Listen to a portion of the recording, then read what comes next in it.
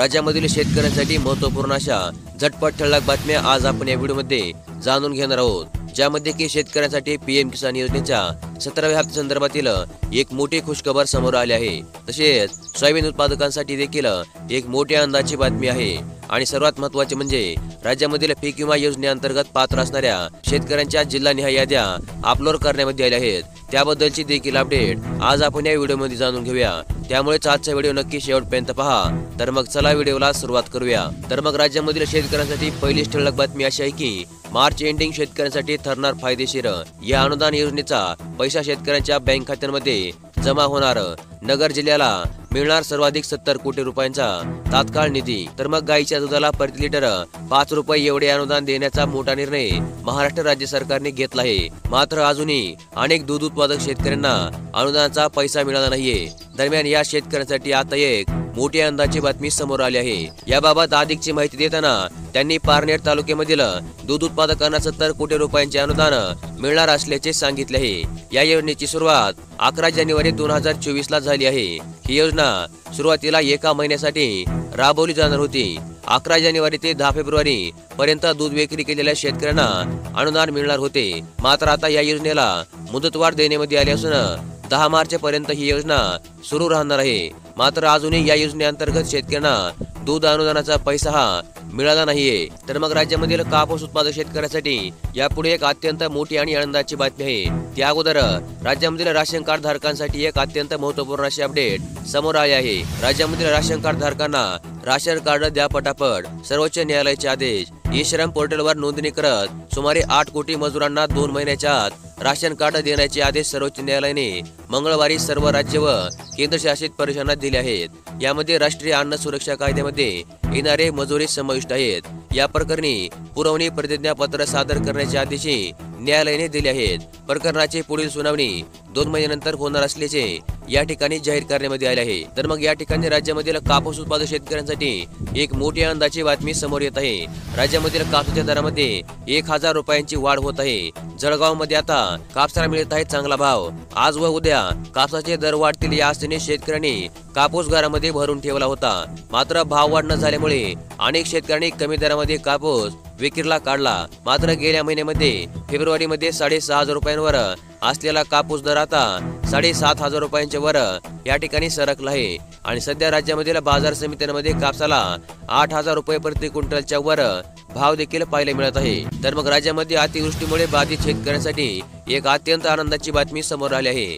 February महिन्यामध्ये पाऊस आणि गारपिटीचे नुकसान झालेल्या शेतकऱ्यांच्या मदतीसाठी 20 कोटी 62 लाख रुपये शेतकऱ्यांकडून मागणीमध्ये येत आहेत। फेब्रुवारी महिन्यामध्ये अवकाळी पावसाने गारपिटीने नुकसान झालेल्या शेतकऱ्यांना मदत करण्यासाठी जिल्हा प्रशासनाने 20 कोटी 62 लाख रुपयांची मागणी विभागीय आयुक्तांकडे नोंदवली आहे। त्यामुळे फेब्रुवारी मधील नुकसानीची भरपाई मिळण्याची आशा आता शेतकऱ्यांना निर्माण झाली आहे। तर मग देशामधील पीएम किसान योजनेअंतर्गतच्या पात्र लाभार्थ्यांसाठी 17व्या हप्त्याच्या वितरण संदर्भातील एक मोठी आनंदाची बातमी समोर आली आहे। त्या अगोदर राज्यामधील कांदा उत्पादकांसाठी एक महत्त्वपूर्ण अशी अपडेट आली आहे, ती देखील थोडक्यामध्ये जाणून घेऊया। उन्हाळी कांद्याच्या दरामध्ये 6 दिवसांमध्ये 300 रुपयांची घसरण। शेतकऱ्यांना बसला आहे मोठा फटका।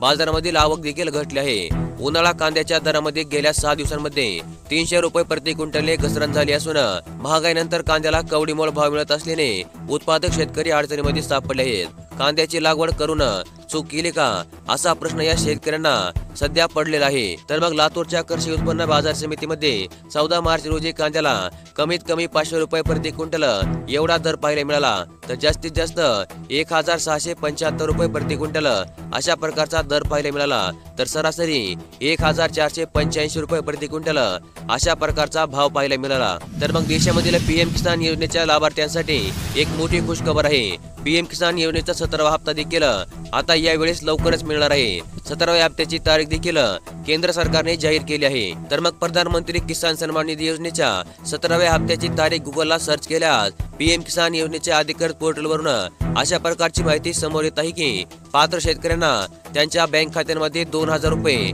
थेट हस्तांतरित केले जातील। तर मग पीएम किसान योजनेच्या 2024 मधील 17व्या हप्त्याची रिलीज तारीख मे 2024 आहे। त्याच दिवशी लाभार्थी यादी देखील पोर्टलमध्ये प्रकाशित करण्यात येतील।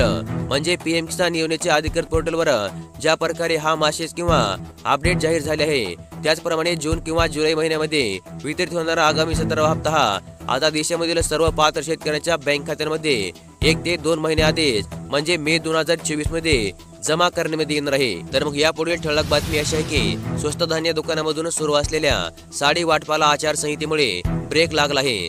स्वस्त धान्य दुकानामधून अंत्योदय योजनेमधील लाभार्थ्यांना सुरू असलेल्या साडी वाटपाला आदर्श आचारसंहितेमुळे ब्रेक लागला आहे। त्यामुळे ज्या लाभार्थ्यांनी साडी घेतली नाही त्यांना निवडणुकीनंतर साडी वाटप करण्यात येणार आहे। पुरवठा विभागाकडून जिल्ह्यामधील सर्व दुकानदारांना लाभार्थी संख्येनुसार साडी वाटप करण्यात आली असली तरी प्रत्यक्षमध्ये 2 महिन्यामध्ये 29,834 लाभार्थ्यांना साडी देण्यात आली आहे। तर मग यापुढील ठळक बातमी अशी आहे की देशामधील कापूस आणि सोयाबीन उत्पादकांना मिळणार नॅनो युरिया आणि डीईपी खत। कापूस, सोयाबीन आणि तेलबियांच्या उत्पादकता वाढवण्यासाठी आणि मूल्य साखळी विकासासाठी विशेष कृती योजनेला प्रशासकीय मान्यता मिळाली असली तरी अपेक्षित खर्च झाला नव्हता।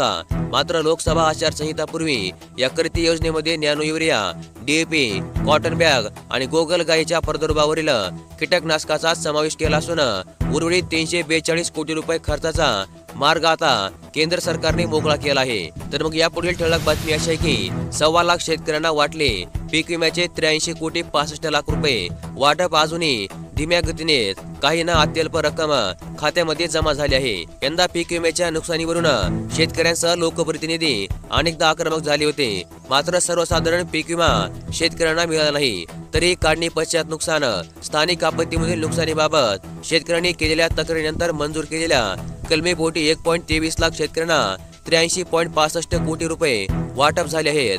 अजूनही 25,000वर शेतकऱ्यांना नुकसान भरपाईची प्रतीक्षा लागली आहे। तर मग राज्यामधील सोयाबीन उत्पादकांसाठी एक मोठी खुशखबर आहे। आंतरराष्ट्रीय बाजारामध्ये सोयाबीन बाजारभाव वाढले आहेत। देशांतर्गत बाजारामध्ये सोयाबीनचे भाव किती रुपये वाढणार चला तर मग जाणून घेऊया। आज जागतिक बाजारामधून सोयाबीन उत्पादकांसाठी एक दिलासादायक बातमी समोर आली आहे।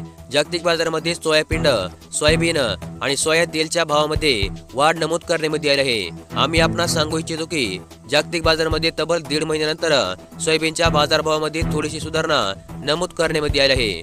सोयाबीन तेलाच्या बाजारभावात देखील 3 महिन्यांनी विक्रमी सुधारणा झाली आहे। त्यामुळे आता देशामधील आणि विशेषतः महाराष्ट्र राज्यामधील सोयाबीन उत्पादकांना सोयाबीनचे भाव वाढणार का याची प्रतीक्षा लागली आहे। तर मग अशा प्रकारच्या आजच्या दिवसभरातील ठळक बातम्या आज आपण या व्हिडिओमध्ये पाहिल्या आणि अशाच प्रकारच्या दररोजच्या दररोज ठळक बातम्या जाणून घेण्यासाठी आपल्या चॅनलला नक्की सबस्क्राईब करून ठेवा आणि व्हिडिओला देखील लाईक करा।